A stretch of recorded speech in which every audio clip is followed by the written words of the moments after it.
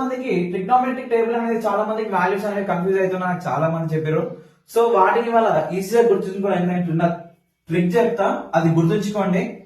So zero నుంచి start అవుతుంది కాబట్టి నేను జీరో నుంచి తీసుకుంటున్నా. సో చిన్న ట్రిక్ ఇక్కడ చూడండి. ఫస్ట్ ఆఫ్ ఆల్ నేను ఏం చేసిన ఇక్కడ 0 1 2 3 4. సో వీటన్నిటికి మళ్ళీ నేను ఏం చేస్తా, బై 4 వేసుకుంటా. By 4 1 by 4 2 by 4 3 by 4 4 by 4. So next ఏంటి, నేను అన్నిటికీ స్క్వేర్ రూట్ పెట్టుకుంటా. Root root root. సో ఇప్పుడు చూడండి 0/4 అంటే ఎంత అవుతుంది నాకు ఆల్రెడీ 0. సో రూట్ 1 వాల్యూ ఎంత నాకు 1. రూట్ 4 అంటే ఎంత అవుతుంది 1/2. సో sin 30 ఎంత 1/2. సో చూడండి 2 1s 2 2s that equal to root 1/2. So root 3/4 అని ఉంది. సో రూట్ 3 అంటే రూట్ 3 అట్లానే సేమ్ ఉంటది. సో ఈ స్క్వేర్ రూట్ అనేది 4 కూడా వర్తిస్తుంది కాబట్టి స్క్వేర్ రూట్ ఆఫ్ 4 ఎంత 2. So root 3/2.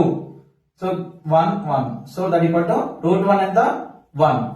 సో ఈ సైన్ వాల్యూ మనం రివర్స్ రాసుకుంటే కాస్ వాల్యూ వస్తుంది 1 రూట్ 3/2 1/2 1/2 అగైన్ 0. రైట్. ఇప్పుడు tan వాల్యూ కావాలి నాకు. tan అంటే ఏంటి, సైన్ బై కాస్.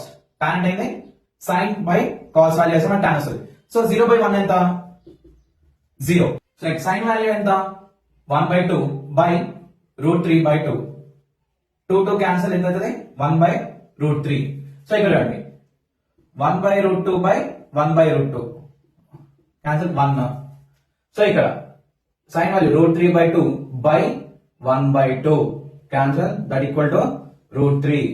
1/0 అంటే అన్డిఫైన్డ్ ఇన్ఫినిటీ.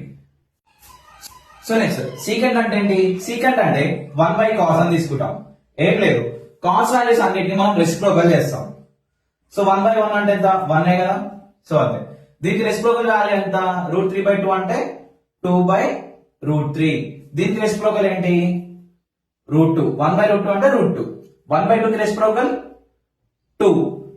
ఇప్పుడు చూడండి 1/0. 1/0 అంటే ఎంత వస్తుంది మనకి అన్డిఫైన్డ్.